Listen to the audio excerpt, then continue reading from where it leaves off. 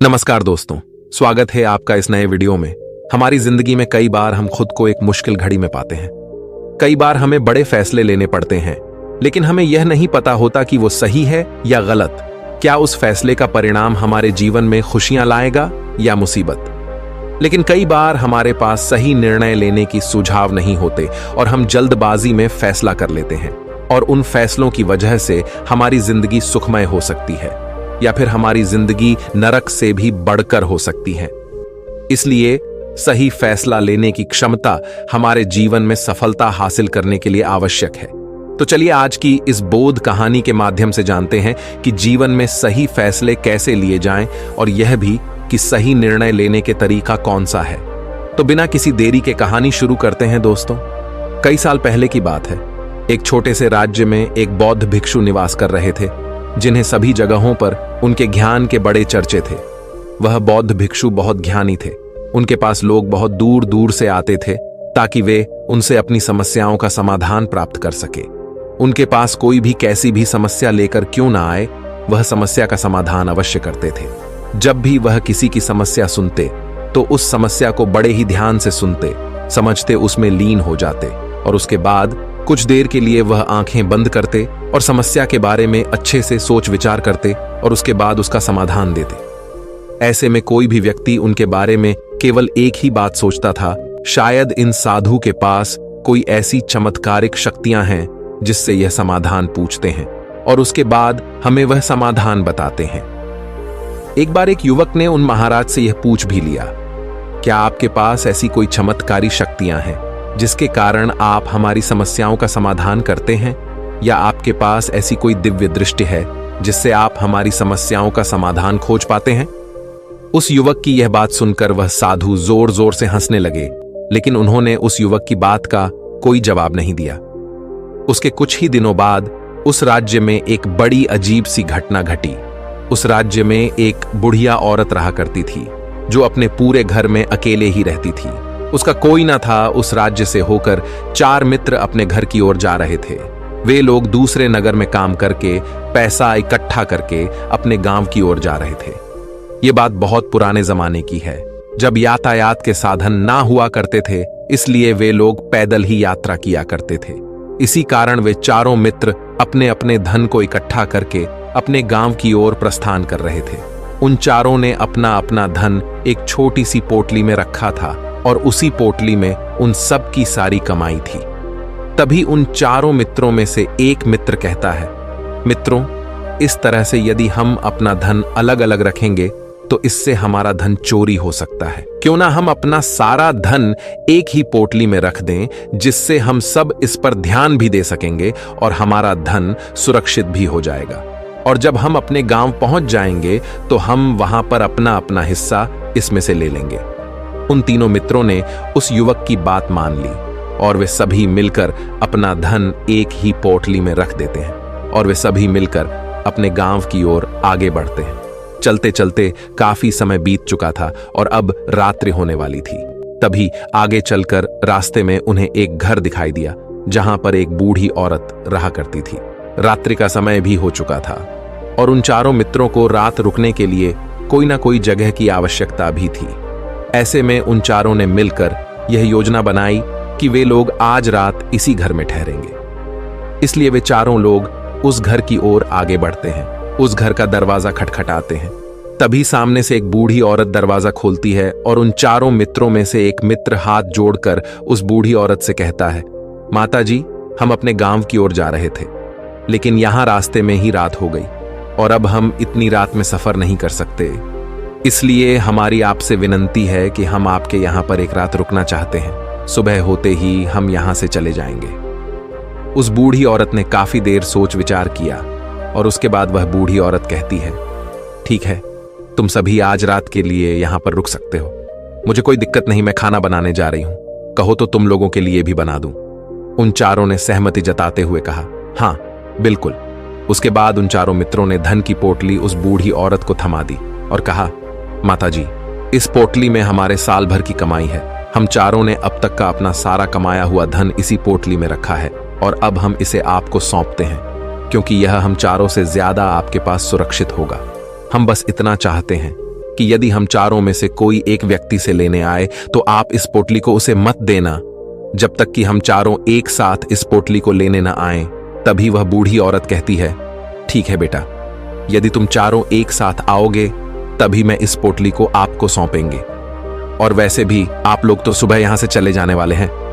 मैं आपको सुबह ही यह पोटली थमा दूंगी, वह धन की पोटली।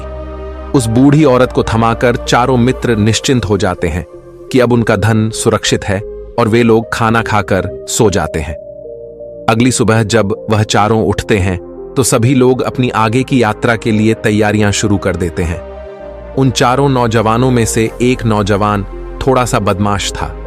वह अपने उन तीनों मित्रों से कहता है, भाइयों, इस बूढ़ी औरत ने हमारी रात भर खातिरदारी की है, हमें अच्छा भोजन खिलाया, सोने के लिए अच्छी जगह दी, रात भर यहां सर छुपाने के लिए एक अच्छा मकान दिया और हमने अब तक उसके लिए कुछ नहीं किया।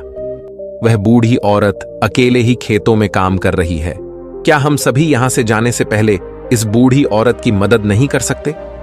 उस बदमाश नौजवान ने मन ही मन यह योजना बना ली थी कि वह किसी तरह से भी उस बुढ़िया से पोटली हासिल करके ही रहेगा। बाकी के तीनों मित्र उसकी बातों में आ जाते हैं और वे सभी मिलकर उस बुढ़िया की मदद करने अर्थात खेतों में काम करने के लिए चल पड़ते हैं। वे सभी मिलकर खेतों का काम कर ही रहे थे कि तभी वह बदमाश नौजवान अपने बाकी तीनों मित्रों से कहता है, मित्र, मुझे जोरों की प्यास लग गई है, मैं जरा उस बूढ़ी औरत से पानी मांगकर लाता हूं। वह बाकी मित्र भी अब काफी थक चुके थे, उन्हें भी जोरों की प्यास लगी थी, इसलिए वह तीनों मित्र उसे वहां से जाने की अनुमति दे देते हैं। जैसे ही वह बदमाश उस बूढ़ी औरत के पास पहुंचता है, वह उस बूढ़ी औरत से कहता है, माता जी, अब हम यहां से जा रहे हैं, कृपया करके हमारे धन की पोटली हमें वापस दे दें। इस पर वह बूढ़ी औरत कहती है, नहीं नहीं, जब तक तुम चारों एक साथ ना हो तब तक मैं वह पोटली किसी को नहीं दे सकती। तुम्ही ने तो कहा था कि जब तक हम चारों एक साथ ना हो तब तक यह पोटली किसी को नहीं देनी है। तभी वह बदमाश उन तीनों की तरफ इशारा करते हुए कहता, हे लाओ। उन तीनों ने सोचा कि हमारा मित्र हमारे लिए पानी लाना चाहता है, इसलिए वह हमसे आज्ञा मांग रहा है। तभी उन तीनों मित्रों ने इशारे में उस युवक से कहा, हाँ हाँ ठीक है, ले आओ। ये देख, उस बुढ़िया को यह लगने लगा कि अब ये चारों यहां से जा रहे हैं और ये अपनी पोटली मांग रहे हैं, इसलिए उस बुढ़िया ने वह कोटलाकर उस बदमाश के हाथों में रख दी और वह बदमाश उस पोटली को लेकर वहां से चला गया और बाकी के तीनों मित्र अपने खेत के काम में व्यस्त हो जाते हैं। कुछ देर के बाद जब वह तीनों खेत का काम करके वापस लौटते हैं और बुढ़िया से कहते हैं, माता जी, हमारा मित्र जो यहां पानी पीने आया था वह कहाँ गया? इस पर वह बुढ़िया कहती हैं, क्या वह पानी पीने आया था? पर वो तो कह रहा था कि हम चारों जा रहे हैं, कृपया करके हमारे धन की पोटली हमें थमा दें। तब तीनों बड़े आश्चर्य होकर उस बुढ़िया से कहते हैं, माता जी, हमने भला कब कहा वह पोटली मांगी थी? हमें तो प्यास लगी थी और हमने पानी के लिए इशारा किया था। तभी बूढ़ी औरत उन तीनों से कहती हैं, परंतु अब तो वह पोटली लेकर जा चुका है। तभी वह तीनों मित्र सर पकड़कर रोने लगते हैं और कहते हैं, माता जी, उसमें हमारा सारा कमाया हुआ धन था जो वह अकेले लेकर भाग चुका है। हमने तो आपको कहा था कि जब तक हम चारों एक साथ ना आए तब तक आपको वह पोटली किसी को नहीं देनी है, फिर आपने ऐसा क्यों किया? इसमें आप ही की गलती है। हमने आपको उस पोटली की हिफाजत के लिए रखा था और आपने उसे एक ऐसे आदमी के हाथों में दे दिया जिसने हमारा सारा धन हमसे लूट लिया। हम बर्दाश्त नहीं करेंगे, हम राजा के पास जाएंगे और राजा से आपकी शिकायत करेंगे, न्याय की मांग करेंगे। अब तो इस बात का राजा ही फैसला करेंगे। तीनों नौजवान क्रोधित होकर राज दरबार में पहुंच जाते हैं और अपनी सारी समस्या उन राजा को बता देते हैं। जब वह राजा उन तीनों नौजवानों की बात ध्यानपूर्वक सुनता है तो वह तुरंत ही उस बुढ़िया को राज दरबार में पेश होने का आदेश देता है।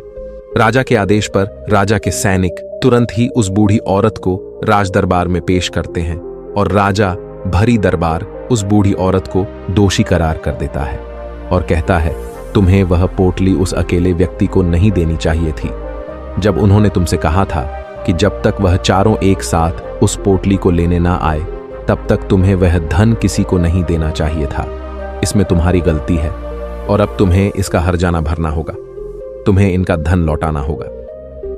राजा का यह आदेश सुनकर बूढ़ी औरत फूट फूट कर रोने लगती है और राजा से मदद की गुहार लगाती है और कहती हैं, हे राजन, मैं तो एक बूढ़ी औरत हूं और मेरे पास इतना धन नहीं है और ना ही मेरे घर में कोई ऐसा है जो धन कमाता हो। मेरे पास इतना धन नहीं कि मैं इनका धन लौटा सकूं। मैं तो अकेली हूं, बेसहारा हूं, कृपा करके मुझ पर रहम करे। लेकिन राजा उस बूढ़ी औरत की एक नहीं सुनता। वह बूढ़ी औरत रोते हुए अपने घर की ओर जा रही थी। ये सोच रही थी कि आखिर मैं इतना धन कहां से लाऊं, कि कैसे मैं उन लोगों का यह धन उन्हें लौट आऊंगी। मेरे पास इतना धन नहीं है। मैं क्या करूं, कैसे करूं, कहां से लाऊं इतना धन? यदि मैंने उनका धन नहीं लौटाया तो मुझे राजा मार डालेगा। वैसे भी मेरी ही गलती है। जब उन चारों ने मिलकर मुझसे कहा था कि जब तक हम चारों एक साथ ना आए तब तक वह पोटली किसी को नहीं थमानी है, फिर भी मैंने वह पोटली केवल उस एक व्यक्ति को थमा दी। इसमें गलती तो मेरी ही है। वह रोते रोते ये सारी बातें सोचते हुए अपने घर की ओर जा रही थी। तभी रास्ते में उस बूढ़ी औरत को वहीं संत मिले जो उस नगर में किसी भी समस्या का समाधान बड़ी ही सरलता और सहजता से करते हैं। उन्होंने उस बूढ़ी औरत से कहा, क्या बात है बेटी, क्यों रो रही हो? इस पर वह बूढ़ी औरत उस संत को सब कुछ सच सच बता देती है और कहती हैं, हे महाराज, इसमें गलती तो मेरी ही है। उन चारों ने तो पहले ही कहा था कि जब तक वे चारों एक साथ ना आए तब तक वह पोटली मुझे किसी को नहीं देनी है। लेकिन मेरी हिम्मत मारी गई थी जो मैंने वह पोटली केवल एक व्यक्ति को थमा दी और वह उनका सारा धन लेकर वहां से भाग गया। लेकिन अब मुझे यह समझ नहीं आ रहा कि मैं वह सारा धन कहां से लाऊं, कैसे जुटाऊं। मेरे पास इतना धन नहीं है और राजा ने तो आदेश भी दे दिया है कि मुझे उनका धन लौटाना ही पड़ेगा। लेकिन मैं यह समझ नहीं पा रही कि इतना सारा धन मैं कहां से लाऊंगी। तभी वह संत उस बूढ़ी औरत से कहते हैं, शांत हो जाओ, मैं कोई ना कोई रास्ता जरूर निकाल लूंगा। इतना कहकर वह संत वहीं पर बैठ जाते हैं, ध्यान करने लगते हैं। कुछ देर के लिए आंखें बंद कर सोचते हैं, विचार करते हैं। मौन रहकर वह समस्या का समाधान निकालते हैं और उसके बाद वह उस बूढ़ी औरत से कहते हैं, बेटी, राजा ने फैसला किया है, वह बिल्कुल गलत है। आपने जो किया इसमें आपकी कोई गलती नहीं है। राजा का फैसला गलत है। उन संत के इतना कहने पर बूढ़ी औरत चुप हो गई और यह सोचने लगी कि आखिर राजा का फैसला कैसे गलत हो सकता है। राजा तो सभी के लिए न्याय ही करते हैं और वह कभी किसी का बुरा नहीं करते। फिर आखिर आज राजा का फैसला कैसे गलत हो गया? उन संत और उस बुढ़िया की बात आसपास के खड़े लोग सभी लोग सुन रहे थे और वे लोग भी बड़े अचरज में थे, क्योंकि राजा का फैसला कैसे गलत हो सकता है। राजा ने तो बिल्कुल सही फैसला लिया है। इस बूढ़ी औरत ने ही गलती की है, उन चारों का धन केवल एक ही को थमा दिया। ऐसे में इस बुढ़िया को उनका धन तो लौटाना ही चाहिए। राजा ने गलत फैसला कहा किया है। तभी वह संत उस बूढ़ी औरत से कहते हैं, जाओ और राज दरबार में कह दो कि हे राजन, आपका फैसला गलत है और सही क्या है, गलत क्या है, इसका फैसला मैं करूंगा।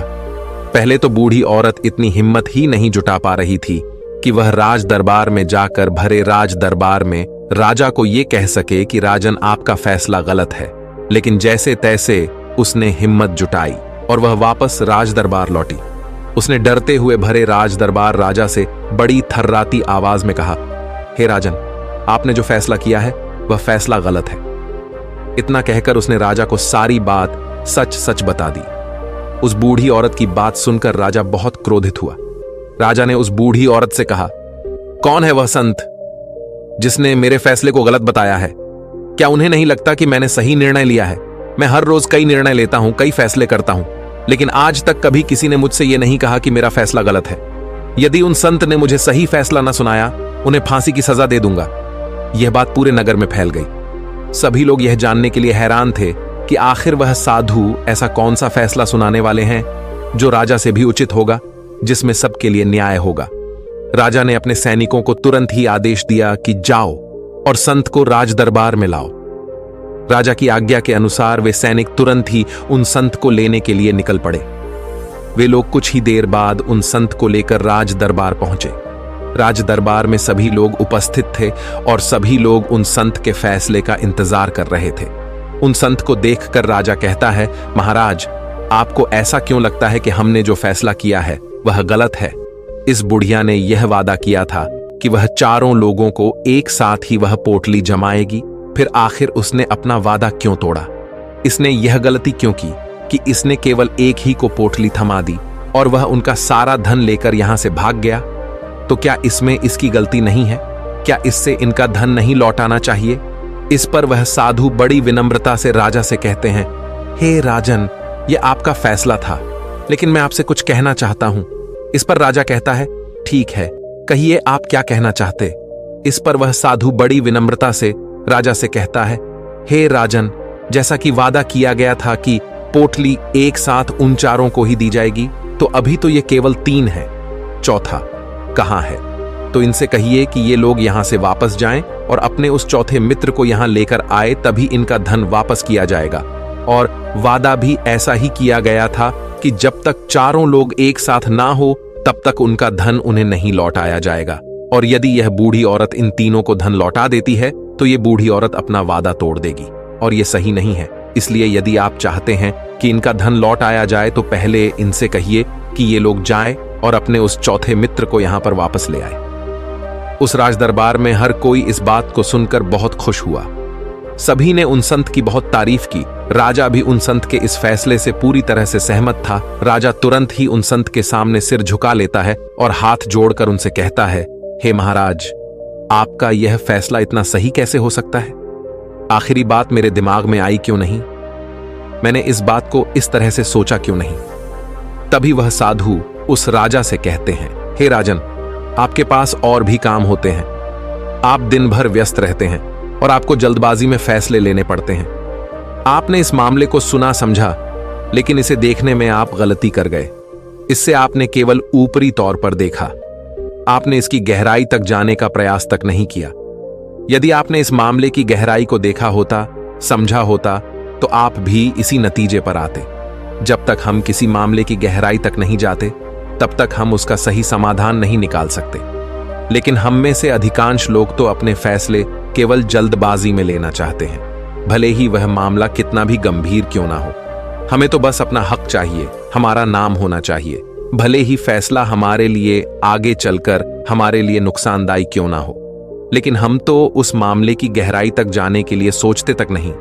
तभी वह राजा उन संत से कहता है, हे महाराज, क्या आपके पास कोई दिव्य शक्तियां हैं?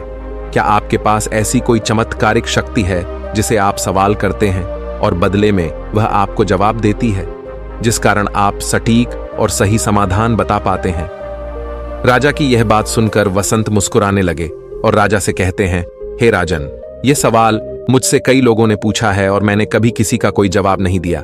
लेकिन आप इस राज्य के राजा हैं, इसलिए मैं आपके इस प्रश्न का उत्तर देता हूं। आप में से कई लोगों को यहां ऐसा लगता है कि मेरे पास कोई ऐसी शक्तियां हैं जिससे मैं बात कर सकता हूं, जिससे मैं कोई भी समस्या का समाधान पा सकता हूं। लेकिन मैं आप लोगों को एक बात सच सच बता देता हूं, मेरे पास ऐसी कोई शक्तियां नहीं हैं। मैं तो केवल हर मामले की गहराई तक सोचता हूं, उस बात पर विचार करता हूं, और जब मैं विचार करता हूं तो मेरे सामने कई सारे समाधान आते हैं, और जो समाधान मेरे सामने आते हैं मैं उन पर भी विचार करता हूं, उनके बारे में भी गहराई तक जाता हूं। और जब मुझे लगता है कि इस समस्या का समाधान यही होना चाहिए, तभी मैं समाधान उस व्यक्ति को देता हूं ताकि वह अपनी समस्या का समाधान कर सके। अब आप ही सोचिए, आप जल्दबाजी में यह फैसला लेकर इस बुढ़िया का जीवन पूरी तरह से बर्बाद कर देते। हमारा पूरा जीवन केवल एक फैसले पर निर्भर करता है। यदि वह फैसला सही हुआ तो हमारा जीवन अच्छा बन जाएगा, और यदि वह फैसला गलत निकला तो हमारा जीवन नर्क से भी बदतर हो सकता है। इसलिए यदि आप सही और सटीक फैसला लेना चाहते हैं तो आपको मौन रहना सीखना पड़ेगा। मौन रहकर उस पर विचार करना सीखना होगा, क्योंकि हमारे फैसले ही हमारा भविष्य तय करते हैं, हमारी जिंदगी का अगला पड़ाव तय करते हैं। फिर चाहे वह फैसले छोटे हों या बड़े, वे ही हमारी जिंदगी को निर्धारित करते हैं। इसलिए सबसे पहले हमें सही फैसले लेने के लिए मौन रहना सीखना आवश्यक है, उन पर विचार करना आवश्यक है। और जब आप ऐसा करते हैं तो आपके सामने एक ही समस्या के कई सारे समाधान निकल कर आते हैं। और जब आप उन पर गौर करेंगे तो आपको यह समझ में आएगा कि उन फैसलों का समाधान कैसा होना चाहिए, कि समाधान से आपको क्या फायदा होगा और क्या नुकसान होगा, या उस समाधान पर सोच और विचार करने पर ही आप उसे समझ सकते हैं और तभी आप यह निर्णय भी ले सकते हैं कि क्या यह समाधान उचित रहेगा या नहीं।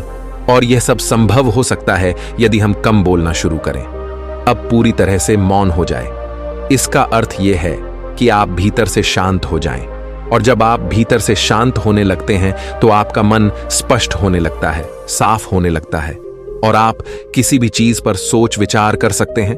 और जब आप भीतर से शांत होने लगते हैं तो आप ऊपर से भी कम बोलते हैं, और जब आप धीरे धीरे कम बोलने के आदी हो जाते हैं तो आप साफ और स्पष्ट तौर पर सोच और समझ पाते हैं। आपके विचारों में शुद्धता आ जाती है, जिससे आपको यह साफ और स्पष्ट देखने को मिल जाता है ये कौन सा फैसला सही होगा और कौन सा फैसला गलत होगा। आपको उस परिस्थिति में क्या करना चाहिए और क्या नहीं करना चाहिए। लेकिन हम में से अधिकांश लोग अपने आप को सही साबित करने के लिए, अपने आप को ऊंचा साबित करने के लिए अत्यधिक बोलते हैं, और इतना बोलते हैं कि हर कोई उनकी बातों को गंभीरता से नहीं लेता। उन्हें ऐसा लगता है कि मानो ज्यादा बोलना ही हमारे लिए हमारा शस्त्र है, लेकिन वह यह भूल जाते हैं कि वह अत्यधिक बोलकर मूर्ख बन रहे हैं। लोग हमारा मजाक बनाते हैं, हमें मूर्ख समझते हैं, हमसे दूर रहने लगते हैं क्योंकि उन्हें हमारी बक बक अच्छी नहीं लगती। लेकिन जब आप भीतर से शांत होने का प्रयास करते हैं और धीरे धीरे भीतर से शांत होने लगते हैं तो आप खुद ब खुद ऊपरी तौर पर कम बोलना शुरू कर देते हैं। इससे आपके मन में, आपके मस्तिष्क में एक साफ और स्पष्ट विचार उत्पन्न होते हैं, और आप अपने आप को साफ स्पष्ट तौर पर समझ पाते हैं, देख पाते हैं आपको कब, क्या, क्यों और कितना बोलना चाहिए, और आपको कब, कैसे, क्यों, किस तरह से कौन सा फैसला लेना सही है या नहीं, यह भी आप अच्छी तरह से समझ और जान पाते हैं। जब आप कम बोलना शुरू करते हैं तब आप अपने आप को बहुत अच्छी तरह से समझना शुरू कर देते हैं, अपने आप पर अच्छी तरह से विचार करना शुरू कर देते हैं। तब आपको यह बात भी बहुत अच्छी तरह से समझ में आने लगती है कि जो हम बेकार की बक बक करते हैं उस पर हमारे शरीर की बेवजह ही कितनी सारी ऊर्जा यूं ही व्यर्थ हो जाती है, नष्ट हो जाती है, जिसे हम चाहे तो किसी जरूरी काम में लगा सकते हैं, फैसले लेने में लगा सकते हैं, जिससे हम तनाव मुक्त रह सकते हैं और हमें अच्छी नींद भी आ सकती है। और यदि आप इसी प्रकार सोच विचार कर फैसले लेना शुरू करते हैं तो आपका मस्तिष्क भी अच्छी तरह से काम करने लगता है और आपका मस्तिष्क पहले से भी ज्यादा शक्तिशाली हो जाता है। और इसका एक बहुत अच्छा उदाहरण भी आपको मैं बताना चाहूंगा। जब आप स्कूल में पढ़ते थे या फिर आज भी आप पढ़ रहे हो तो आपने देखा होगा कि जो बच्चे होनहार होते हैं, होशियार होते हैं, वे लोग बहुत कम बातें करते हैं और अपना समय सही चीजों में लगाते हैं। वह अधिकांशतः अपना समय मौन होकर ही बिताते हैं। इसी वजह से वह पढ़ाई करने में बहुत तेज होते हैं। वह जो कुछ भी पढ़ना चाहते हैं वह उसे याद कर ले जाते हैं। लेकिन वहीं पर दूसरी तरफ जो लोग बहुत अधिक बोलते हैं, यदि आप उन्हें पूरे 24 घंटे भी दे दें तो भी वह उस तरह से उन चीजों को याद नहीं रख सकते जिस तरह से वह मौन रखने वाले बच्चे उन बातों को याद कर लेते हैं। और महान चाणक्य ने भी यही कहा है कि जो व्यक्ति ये समझ जाता है कि उसे कब, कहां और कितना बोलना चाहिए, उस व्यक्ति को सफल होने से कोई नहीं रोक सकता।